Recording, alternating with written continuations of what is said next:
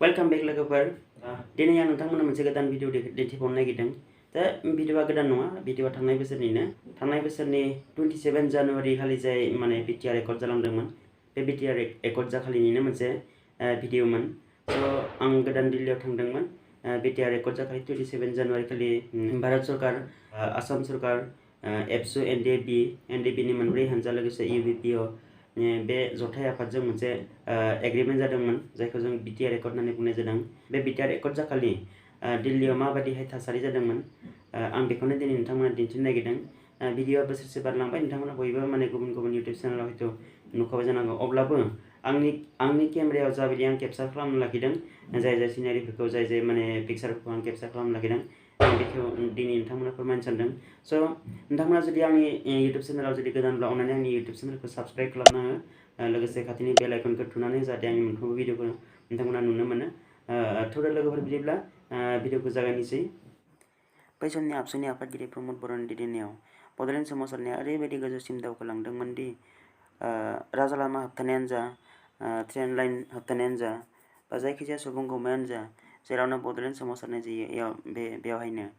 साफ्रोमबो बर' फिसाफोरा लोब थांनानै थुबुर जाहैयोमोन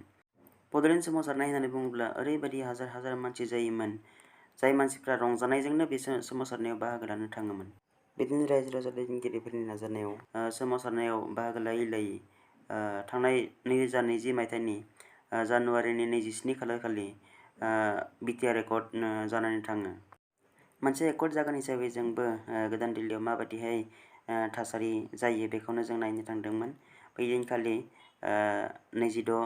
जानुवारि जों मोनाबिलि समाव गुवाहाटीयाव LGBI एयारपर्टआव फ्लाइट गाखोयो एयारपर्टआव फ्लाइट गाखोनायनि उनाव जोंनि फ्लाइटआ कलकाता इन्टारनेशनेल एयारपर्टआव मोनसे स्टपेज दङमोन बियो कलकाता इन्टारनेशनेल एयारपर्टआव लानाय मोनसे सावगारि बेनिफ्रायसो जोंनि फ्लाइटआ डाइरेक्ट दिल्लीसिम थांदों दिल्लीयाव जोङो हरनि 1 जाहैदों 1 बाजियाव जों दिल्ली सहैनानै हरावनो लजिं नागिरबाय हराव लजिं नागिरनानै जोङो बे हरसेखौ थाबाय जोंजों लोगोसे दंमोन जों बै समनि खैराबारि दखरा दुलाराय बर' फरायसा आफादनि आफादगिरि धनन्जय रामसियारि गेलेमनि हाथारि दैसोम बसुमतारी लोगोसे आंनिनो फंबाय एडुकेसन सेक्रेटारि दैथिसा बर' फंबाय जों सानैजों मोनसे सिटआवनो जिरायदों बेनिफ्राय फुङावनो जोङो सिखारनानै जों राजघाटसिम थाङो बेनिफ्राय महात्मा गान्धीखौ सावनाय जायगायाव जोंनि दैदेनगिरि बिथांमोना बिबार माला बावो बिबार माला बावखांनायनि उनाव राजघाटनि गेटआवनो आबसुनि आर'ज मेथाइखौ खननाय जायो गोरोबथा जागोन बेनि सायाव नोंथाङा जोंनो एसे फोरमायना हो गिबियावनो आङो कंग्रेचुलेसन होदों NDFBनि आफादगिरि बिथां गबिन्द बसुमतारी NDFBनि फाउन्डार दैदेनगिरि आफादगिरि बिथां रन्जन दैमारि लोगोसे सावरायग्रा हान्जानि दैदेनगिरि आरो गासैबो बर' हारिनिसिम आङो बे समाव गोसो गोरबोनिफ्राय हामलायनाय आरो गोसो गोरबोनिफ्राय कंग्रेचुलेसनखौ होदों मानोना बेयो 3थि गोरोबथा जागोन आरो बे 3थि गोरोबथायाव गुबै जोंनि एचिभमेन्टआ जाबाय जे जोंनि हारियाव अरायनि थाखाय गोजोन फैनो थांगासिनो दङ जे दिनै सागाना जानायनि उनाव 30-40 बोसोर हाथियार लानानै सोमावसारनाय NDFB हान्जानि जोंनि जोहोलावफ्रा मोजाङैनो न'आव फैफिननायनि मोनसे थासारिया जोंनि गेजेराव फैनो थांगासिनो दङ आरो बेजों लोगोसे बर' हारिनि गांनाय उखैनायखौ सुफुंनो थाखाय जेफोर आयदाफारिफोरखौ जों बिदोंमोन बिनि गेजेराव माखासे नांगौ आयदाफारिफोरखौ जोङो मोननो थांगासिनो दङ बड'लेण्डनि सिमाया अरनो थांगासिनो दङ माखासे गुबुन हारिफोरखौ एसे एनै दानखानानै जोंनि सुबुं अनजिमाखौ बांहोनो थाखाय जोङो हाबाफारि लादों बेजों लोगोसे बर' रावनि जेंनाया जोबनो थांगासिनो दङ बर' सोलोंथाइनि जि जेंनाफोर बेजोंनो जोबनो थांगासिनो दङ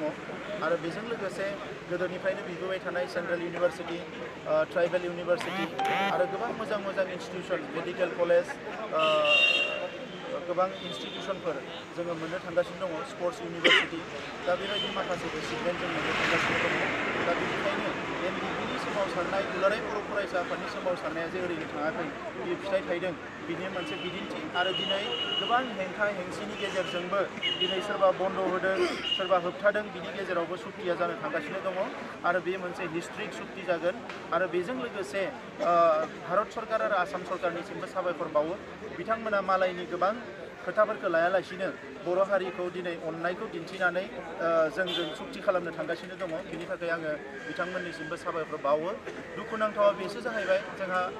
बिटिसिनि सिफ बिथाङा बे सुक्तिखौ लानानै गोजोननाय मोनाखै गेजेराव एनडिबिखौ गावस्रा होनानै एनडिबिनि सोरबा सासे दैदेनगिरिजोंल' सुक्ति जानांगौ होननानै बिथाङा नारसिनबाय थादोंमोन उनाव जेब्ला भारत सरकार आरो आसाम सरकारनि बिउर'क्रेट्स आमलाफोरजों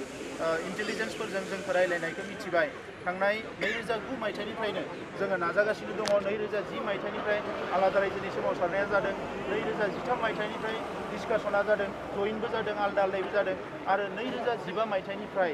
इन्टेलिजेन्स बिउर'जों बर' जेंनाखौ बोरै सुस्रांनांगौ बिनि माखासे राहा लामानि सायाव सरासनस्रा सावरायनाया जाबोदों आरो फैयै फैयै नैबे बोसोरनैयाव सिरियास डिसकासन जाबोदों बिनि गेजेरजों जोङो सलुसनखौ दिनै मोननो हाबाय दा बिनिखायनो जे मैया बिथाङा जिखौ बुंदों दुलाराय बर' फरायसा आफादा अरायनि थाखाय माने सारेन्डार खालामबाय आलादा रायजो गारबाय बेबायदि जेबो गैया बिथाङा मिथियाखै बिएससि सुक्तिखौबो एबसुआ खालामदों बिनि उनाव आलादा रायजो सोमावसारदों बिटिसि सुक्तियावबो एबसुआ सापर्ट होदों बिनि उनावबो आलादा रायजोनि सोमावसारदों सारेन्डारखौ बिथाङासो खालामदों सिलाइ गुलि अरनानै समायखिरा लानानै आन्दलन खालामनानै बिथाङा उनाव मा खालामखो जे दिनै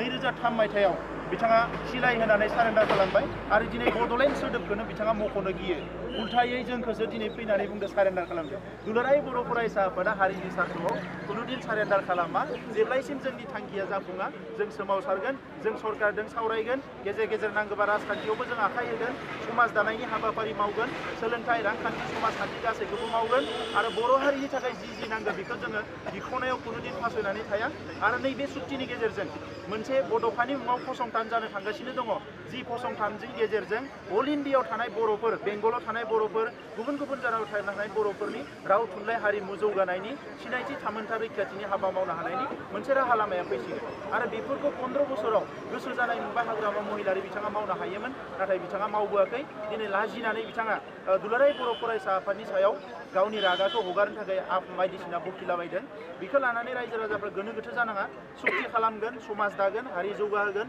सोमावसारगोन आरो राजखान्थिखौ मोजां खालामनानै गोरिब गुन्द्रा आइ आफा रायजो राजाखौ जौगाहोनायनि थाखाय जों खामानि मावगोन आरो दिनै बयबो रंजानायनि सान दिनै बयबो रंजानांगो जोंनि जोहोलावफोरखौ जों न'आव मोनफिनगोन केसफ्रा जोंहा माखासे उइथड्र जागोन जिखिना जाया बेखौ जों जुजिलांगोन गासैखौबो लानानै बर' हारिनि दिनै रंजानायनि सम आं हारिनि साफ्रोमबो बर' फिसाफोरखौ दिनैनि सानाव रंजानो थाखाय आं खावलायबाय बिनि उनाव जोङो जोंनि आद्रा थानाय खामानिखौ जों मावलांबाय थागोन फरायसा आफादा होगोन एनडिपि प्रग्रेसिभ एनडिएफबि मानगोनां रन्जन दैमारि बिथां लोगोसे सावरायग्रा बिथां धीरेन बर' बिथां आरो लोगोसे UBPO आबो बिथांमोनाबो बर' कसारि बिदोंमोन हिसाबै दिनै सरकारजों रायलायनानै खेबसेयावनो बर' जेंनाया जोबनांगौ होननानै बिथांमोनाबो बेवहाय सागान होगोन बेखौ जोंनो गभर्नमेन्टनिफ्राय फोरमायदों दाबो जोङो लोगो मोनलायनो हायाखै टेलिफनिकसो रायलायबाय थादों रन्जन दाजों सावरायग्रा बिथांजों आरो जोङो एनडिपि प्रग्रेसिभजों जों सावरायगासिनो दङ दा जियानो जाथों बे जि सुक्ति जागोन बेवहाय जोंहा जिखिनि एचिभमेन्ट मोनगोन बेखौ लानानै जोंहा हारिखौ गोख्रोङै दालांनायनि थाखाय बयबो खौसे हाबा मावनांगोन आं बेखौ खावलायनाय जाबाय 3 बाजि सोद्रोमानिसिम आङो बे समाव आर'ज गाबो जोंनि जोहोलावफोर मुंख्लंफोरनिसिम एबसुनि मुंख्लं बिएलटिनि मुंख्लं एनडिपिनि मुंख्लं गासैबो मुंख्लंफोरनिसिम बे समाव आर'ज गाबो बिथांमोना जिउआव आलो गोजोनै थानो हाथों आरो बिथांमोननि नाजानायावनो दिनै बे गोदान मोनसे थामथि गोरोबथा जानो थांगासिनो दङ बे समाव आङो साबायखर बावो बे थांनाय गोलाव सम डेम'क्रेटिक मुभमेन्टआव जायफोर बाहागो लाबोबाय जोंहा दुलाराय बर' फरायसा आफादनि आफादजों लोगोसे पिपल जयेन्ट एक्सन कमिटि UBPL गोबां डेम'क्रेटिक आफादफोर बेवहाय बाहागो लाबोदों बिथांमोननो आङो कंग्रेचुलेसन होयो आरो बेजों लोगोसे दिनै एनडिबिनि गासैबो हान्जानिसिम आङो कंग्रेचुलेसन होयो लोगोसे आसाम सरकार भारत सरकारनिसिम आं साबायखर बावो जे बिथांमोना बायदिसिना थासारिखौबो नेवसिनानै बर' हारिनि एनादार मोनसे गोरोबथा खालामनो थांगासिनो दङ जि गोरोबथायाव जोंहा 100% गोजोना दिनै फैगोन जों बेखौ हास्थायदों जाय जोहोलावफ्रा 30-40 बोसोर सिगाङाव गावनि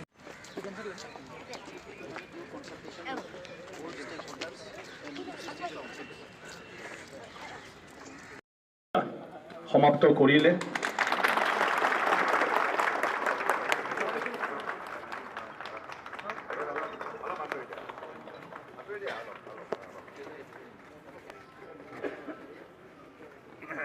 ইয়াৰ পিছত মই অনুৰোধ কৰিব বিচাৰিছোঁ আমাৰ NDFB national democratic front of Bodoland ইয়াৰ শ্ৰীযুত ৰঞ্জন দিয়া তেখেতে আজি এই চাইনৰ দ্বাৰা আমাৰ সকলো বিদ্ৰোহী যিসকল সশস্ত্ৰ সংগ্ৰামী সদস্য আছিলে তেওঁলোকক মূলসুঁতি লৈ অনাৰ ক্ষেত্ৰত সহায় কৰিলে আৰু এটা স্থায়ী বড়ো সমস্যা সমাধানত তেখেতে আজি সহযোগ কৰি বহুত উপকাৰ কৰিলে। এতিয়া মই অনুৰোধ কৰিব বিচাৰিছোঁ আমাৰ নেশ্যনেল ডেম'ক্ৰেটিক ফ্ৰণ্ট অফ বড়োলেণ্ডৰ পৰা শ্ৰী ধীৰেন বড়ো ডাঙৰীয়া তেখেতেও আজি এই চুক্তিত স্বাক্ষৰ কৰি সহযোগ কৰিলে। ইয়াৰ পিছত আমাৰ সকলোৰে শ্ৰদ্ধাৰ গোবিন্দ বসুমতাৰী ডাঙৰীয়াক মই অনুৰোধ জনাইছোঁ। ইয়াৰ পিছত আমাৰ মিনিষ্টাৰ বসুমতাৰী ডাঙৰীয়া আছে, মই অনুৰোধ জনাইছোঁ কাৰণে মুখ্যমন্ত্ৰী ডাঙৰীয়া দিব। বড়োসকলৰ কাৰণে অট'নমাছ কাউন্সিল তেখেতে দাবী কৰি আহি আছিলে আৰু আজি চুক্তি স্বাক্ষৰ হৈ গ'ল আৰু সেইটোৰ দ্বাৰা BTC বাহিৰৰ বড়োখিনিৰ যি সংখ্যা আছিলে সেইটো নাইকিয়া হৈ গ'ল। তো ইয়াৰ পিছত সকলোলৈকে এই আমাৰ যিসকল ছিগনেটৰী আমাৰ লৰেন্স ইছলাৰী আছিলে ছিগনেটৰী হিচাপে লৰেন্স ছিগনেটৰী আছিলে সাধাৰণ সম্পাদক